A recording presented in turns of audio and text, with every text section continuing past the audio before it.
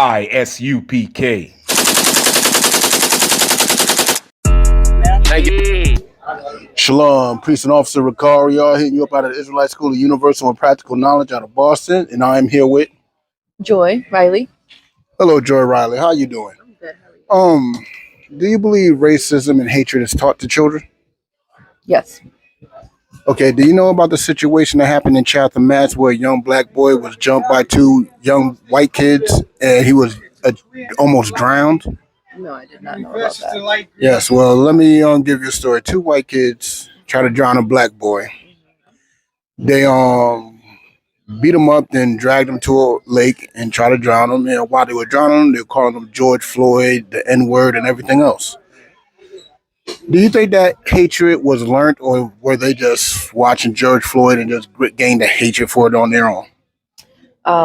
I think it is a learned behavior. I think we have to remember that we are in America, and America is built on racism. So whether it's intentional or whether they are seeing it on TV, it's something that it has to be corrected. So even if it's if it's not taught, maybe their parents didn't directly teach them that racism is bad, or they're watching the news and they're seeing other other white people, other Caucasian people, how they are acting, they're choosing a side. So I think it's a big educational thing and a big a discussion that needs to be talked about at home as well and in other places.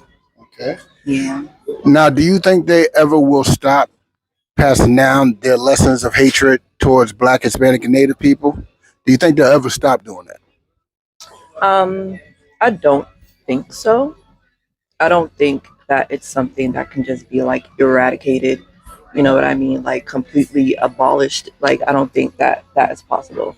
I do think that there should be multiple like avenues, in schools. You think of Plymouth Math, they're probably not talking about these issues in school. They're probably not having, you know what I mean? Those in-depth conversations that they need to have. If they're not having them at home, they need to be happening in other places. And I think that it's a big failure that they're not. There is nowhere else for them, unless they're doing the research on their own, which I doubt that they're doing.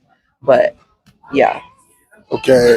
In light of understanding that situation happened, and then not too long ago we had that sister that was hung. That was actually not too far from that city too. Mhm. And this brother was just telling me about another young girl that was hung in her classroom. Had a rope mark around her neck and everything. All this happened in Massachusetts. Now, do you believe that our safest course? I'm going to give you three options. I'm going to have you choose. What would be our safest course as a people? To fight their hatred with love, or to hate them just as much as they hate us and do the things they do to us, or just to completely separate and have nothing to do with them or their way of life? That's a tough one. I think that there are like different situations that call for different reactions. When we look back at our Black leaders, they all had different approaches to the situation. Malcolm X wanted to separate, towards the end of his life.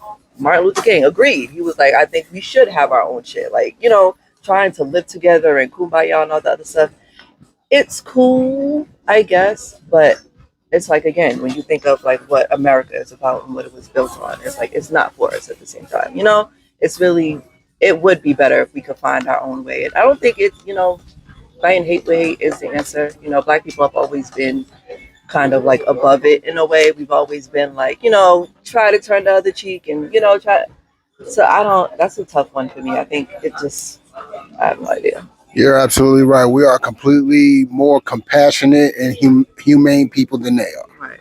So you're absolutely right. Well, thank you for giving me your time. Tell them your name again and give any shout outs or socials.